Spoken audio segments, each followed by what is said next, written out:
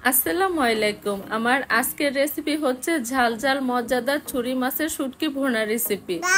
আশা করছি আমার মতো কিন্তু অনেকজনই শুটকিটা খেতে খুবই পছন্দ করেন।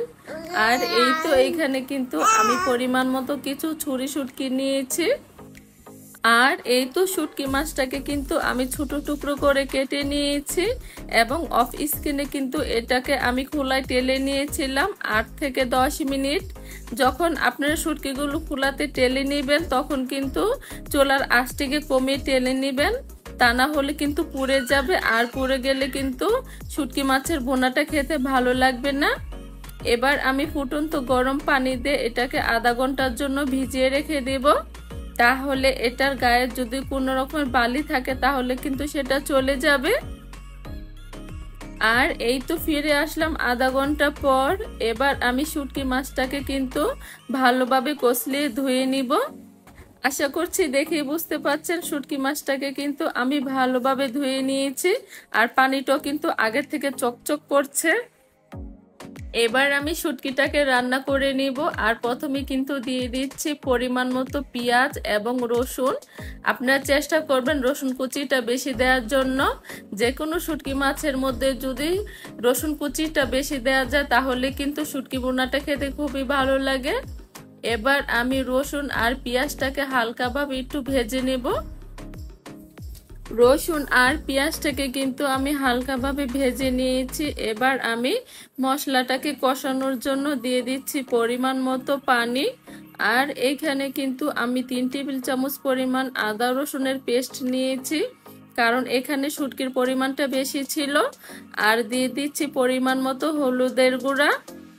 আর এখানে কিন্তু আমি মরিচের গুঁড়াটা কিন্তু একটু বেশি পরিমাণে দিয়েছি। আর যে কোনো শুটকি বোনায় কিন্তু ঝাল ঝাল খেতে বেশি ভালো লাগে। আর লবণটা কিন্তু আমি অ্যাড করছি না, লবণটা আমি পরে পরিমাণ মতো অ্যাড করে দেব। যে কোনো সামুদ্রিক শুটকি কিন্তু লবণের পরিমাণটা বেশি থাকে, তাই চেষ্টা করবেন রান্না করার আগে লবণটা না দেওয়ার জন্য। মশলাটাকে কিন্তু আমি ভালোভাবে কষিয়ে নিয়েছি, আর দেখেই কিন্তু বুঝতে পারছেন মশলাটা কষে কিন্তু তেলটা উপরে চলে এসেছে। এবার শুটকিটাকে দিয়েও কিন্তু আমি আবারও ভালোভাবে কষিয়ে নেব। এটাকে কিন্তু আমি ভালোভাবে কষিয়ে নিয়েছি। এবার অ্যাড করে দিচ্ছি পরিমাণ মতো পানি। আর এখানে কিন্তু আমি গরম পানিটা দিয়েছি, তাহলে কিন্তু শুটকিটা তাড়াতাড়ি সিদ্ধ হয়ে যাবে।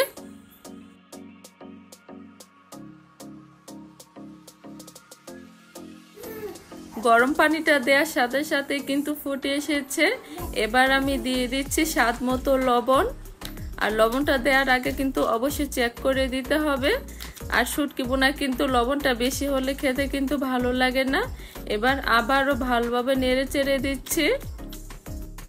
শুটকিটাকে কিন্তু প্রায় আমি অনেকক্ষণ কুক করে নিয়েছিলাম। এবার আমি দিয়ে দিচ্ছি বেশ কিছু কাঁচামরিচ এবং আস্ত রসুন, আস্ত পেঁয়াজ। পেঁয়াজ আর রসুনটা কিন্তু অপশনাল, চাইলে দিতেও পারেন বা স্কিপও করতে পারেন। যারা রসুন আর পেঁয়াজটা আস্ত খেতে ভালোবাসেন তারা কিন্তু দিতে পারেন। আর আমার শুটকি ভুনাটা কিন্তু প্রায় রান্নার শেষ পর্যায়ে। আর আমার শুটকি ভুনাটা কিন্তু রান্না হয়ে গিয়েছে। আর এরই মাঝে কিন্তু তৈরি হয়ে গেল ঝাল ঝাল মজাদার ছুরি মাছের শুটকি ভুনা রেসিপি। আজকের রেসিপিটি এ পর্যন্তই ছিল। রেসিপিটি ভালো লেগে থাকলে একটি লাইক দিয়ে দেখে নেবেন। তো সবাই ভালো থাকবেন, সুস্থ থাকবেন। আল্লাহ হাফিজ।